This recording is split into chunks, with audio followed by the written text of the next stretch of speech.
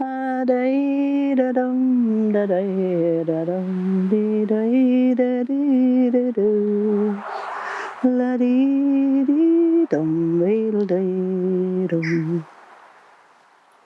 Well, you're standing on a glorious day today, and we're actually inside the Kirk of Tullach, the old kirkyard of Tullach.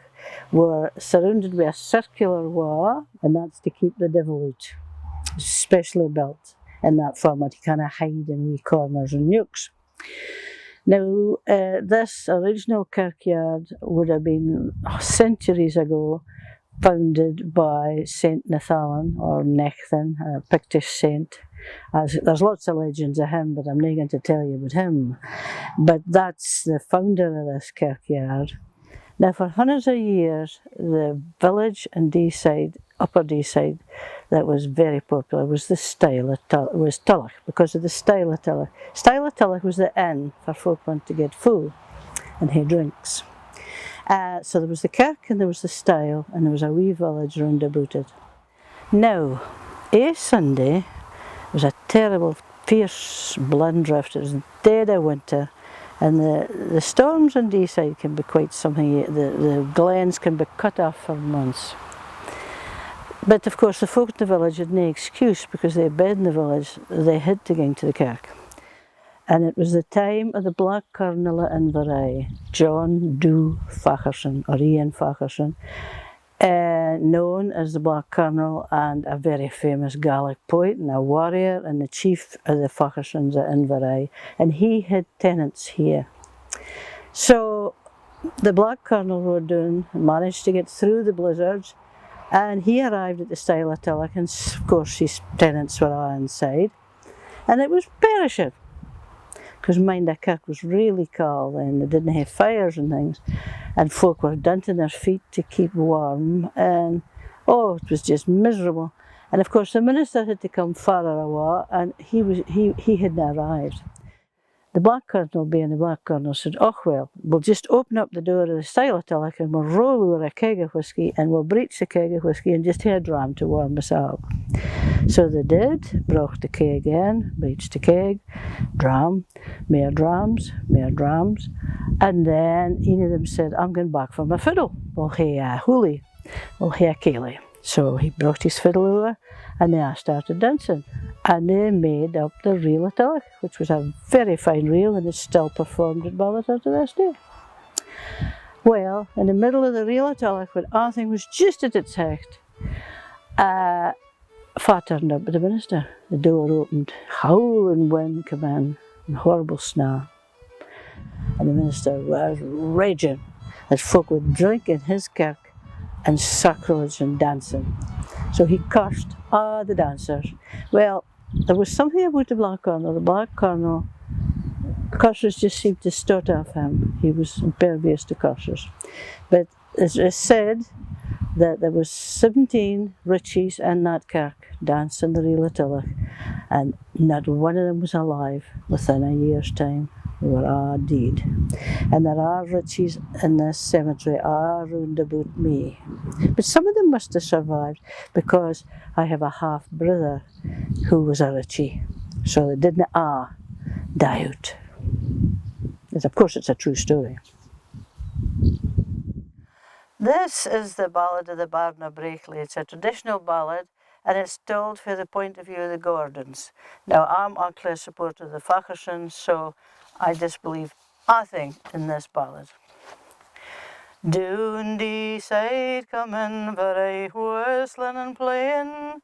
He's lichted at Brakely's yet at the day dawn, saying, "Baron of Brakely, it's are ye within? Their sharp swords at year yet'll gar your bleed spin." Up spak the proud Baron o'er the castle wall, "Are ye come to spulzie and plunder maha? Oh, gin ye be gentlemen, licht and come in. Gin ye drink o' my wine, you'll nae gar my blood spin." His lady raised up to the windy she went.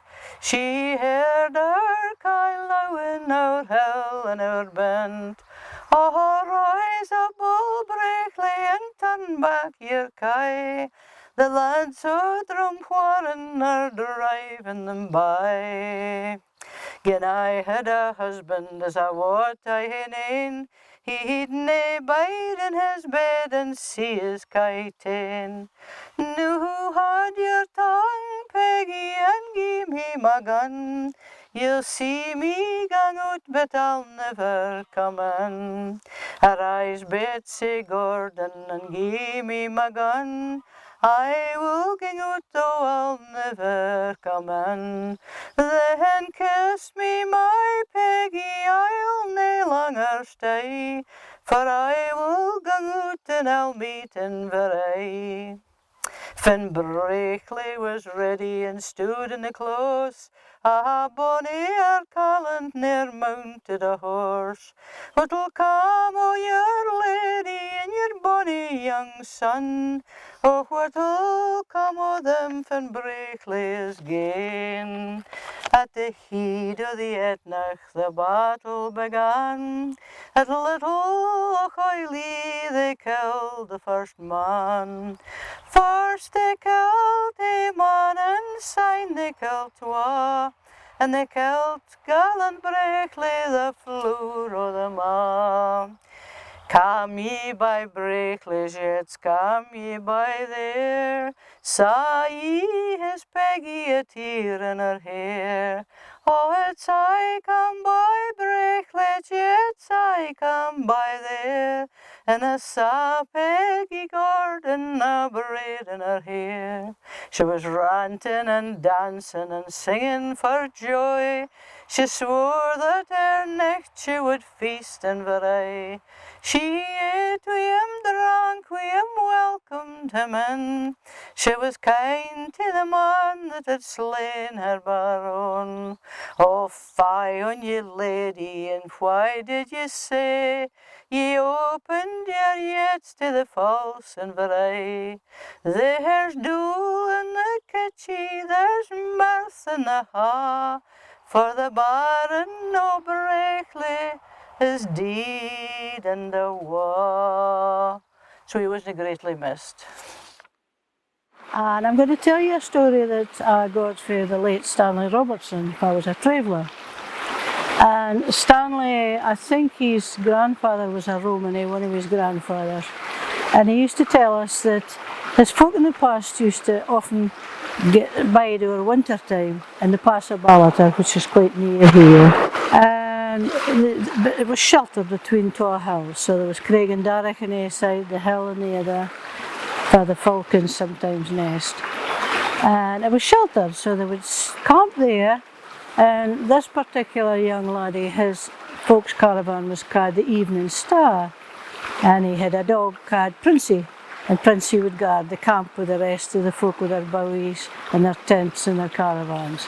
It would be safe if Princey was there. And Stanley said the youngsters, the bairns, would be sent out around the farms round about dry hunting. So I didn't care what dry hunting was. He said, well, they would wander off round the farms and hooses round about and offer to do jobs in return for eggs or butter or food of some kind. So they'd maybe hack kindling or gather firewood or clear paths or whatever they needed to do in winter time.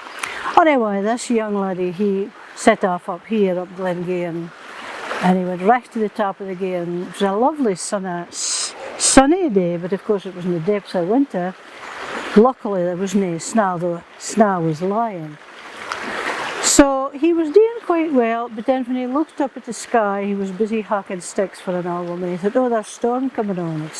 And the weather in these side can change awful quick. You can be fine 8 minutes, blind drift the next. He says, I'd better hurry up, I think, and get home.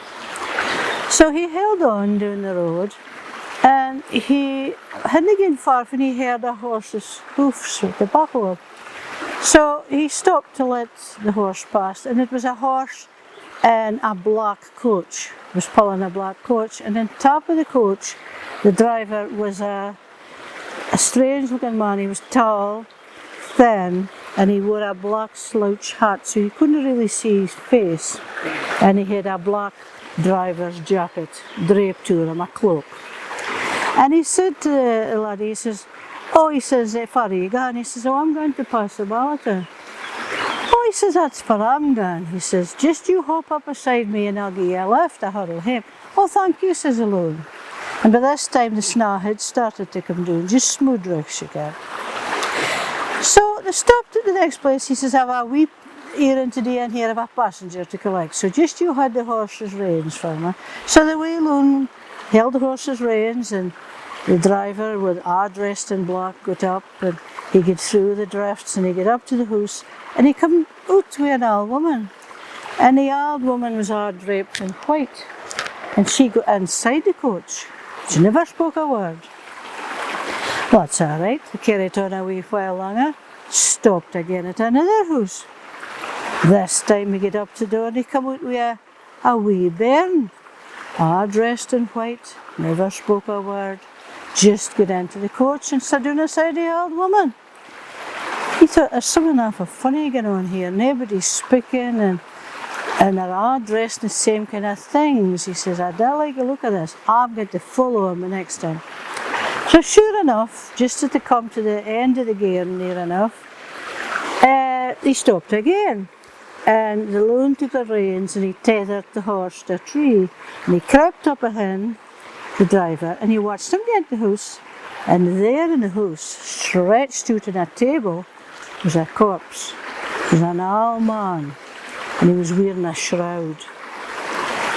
And the driver went in and he went like this with his hands, beckoned the man to stand. But the man never moved, the corpse didn't shift, but the spirit got up, just looked like an old body, as if it was a real body, and followed the driver out the door and into the coach. Oh, the loon thought to himself, oh no. He thought, I ken what this is. This man's the angel of death, and he's collecting the folk that have died. I'm nae biding here. And he says, he's gone to pass a ballot at us for where I camped. I'm nae biding a minute longer. So he jumped off the top of the coach and he ran, because he couldn't back roadies. And he had young legs, you see, so he ran as fast as he could through all this blind drift and whirling snow. And when he just come to halfway through the Passamaquoddy, oh no, there was a big fire and it was just tearing up for the middle of the campsite. And the first thing he thought was that it was his folk. Well, he was in enough a state and he broke down and grat. And an old woman come up and she says, no, dinna take on. But he says, that's your caravan, it's the evening star and it's burning. And she says, well, all your folk are safe, they got out in time. But I'm sorry to tell you that Princey didn't.